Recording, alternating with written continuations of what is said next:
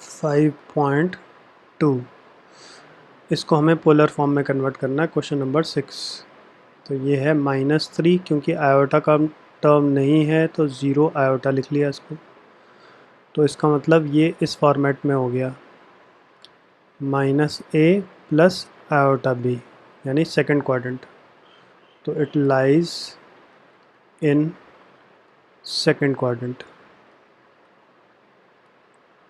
पहले तो ऐसे लिख लिया, फिर अगेन पोलर फॉर्म के लिए -3 plus 0 iota is equal to हमने बोला r cos theta plus iota sine theta.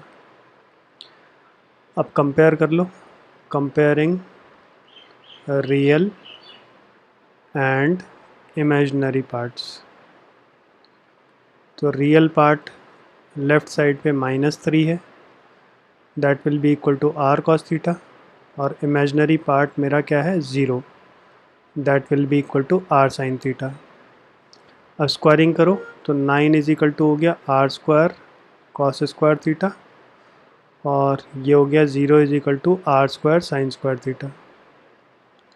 तो दोनों को अगर हम ऐड कर देंगे तो 9 plus 0 is equal to r square, ये हो जाएगा cos square theta plus sine square theta, ऐसे हो जाएगा।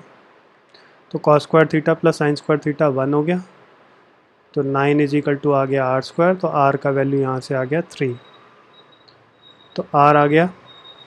अब टेन थीटा निकालो, तो टेन थीटा मतलब इन दोनों को हम डिवाइड कर लेते हैं, तो क्या आएगा, टेन थीटा आएगा कैसे, r sine theta divided by r cos theta. तो this is 0 and this is -3, तो 0 हो गया। तो अब क्योंकि हमारे पास क्वेश्चन ने बोला हुआ है कि ये जो है सेकंड क्वाड्रेंट में लाई करता है, और सेकंड क्वाड्रेंट में एंगल होता है पाई माइनस थीटा। तो सबसे पहले आप ये देखो कि tan का वैल्यू 0 कहाँ पे होता है, 0 होता है 0 पे, तो यानी थीटा मेरा हो गया 0। तो यहाँ से क्या होगा, ये होगा पाई माइनस जो भी ये एंगल है 0, क्योंकि सेकंड क्वाड्रेंट में है। तो फाइनली जो मेरा एंगल आया इट इज़ पाई।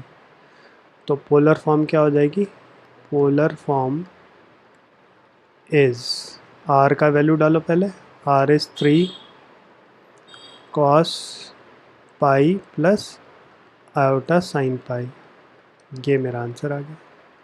ठीक है, अब इस क्वेश्चन में ये हमें दिया हुआ है, इसको पोलर फॉर्म में कन्वर्ट करना, तो ये तो पहले सबसे पहले लाइज इन फर्स्ट क्वाड्रेंट। क्यों फर्स्ट क्वाड्रेंट है, क्योंकि दोनों ही पॉजिटिव है। तो अगेन फिर से हमने बोला 3 plus iota, let this is equal to r cos theta plus iota sine theta. तो यहाँ से कंपेयर कर लो, comparing real and imaginary parts. तो क्या बनेगा, √3 is equal to r cos theta and 1 is equal to r sine theta. तो अब स्क्वायरिंग कर लो फिर से, तो ये हो गया 3r square cos square theta और 1 is equal to r square sine square theta, ऐसे बन जाएगा। तो दोनों को ऐड किया तो 3 प्लस 1, r स्क्वायर कॉमन ले लो, रह गया cos square theta plus sine square theta.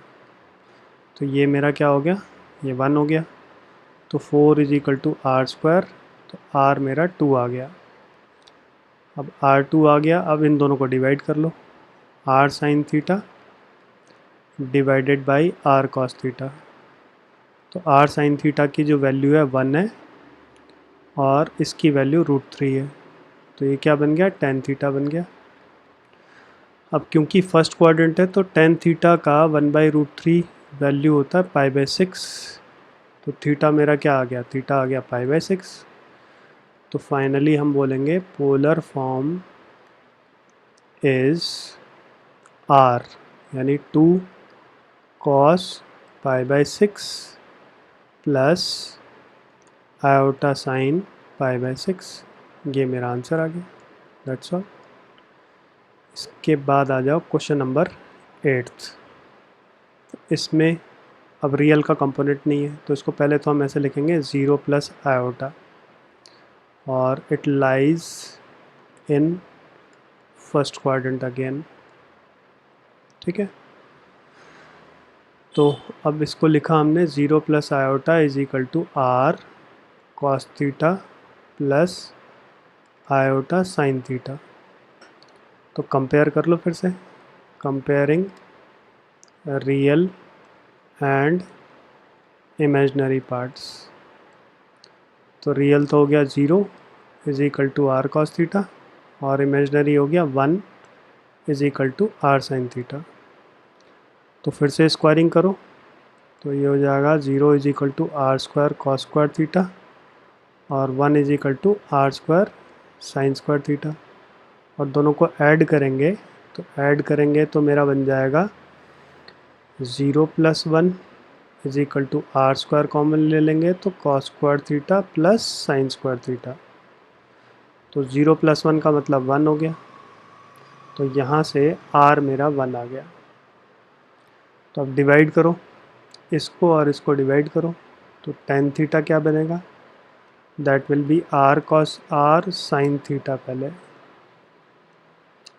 r sine theta divided by r cos theta. तो r साइन थीटा का वैल्यू 1 है और इसका वैल्यू 0 है, तो 1/0 का मतलब क्या हो गया, नॉट डिफाइंड। तो tan का वैल्यू नॉट डिफाइंड कहाँ पे होता है, फर्स्ट क्वाड्रेंट में 90 पे, π/2। तो थीटा आ गया π/2। तो फाइनली हम बोलेंगे पोलर फॉर्म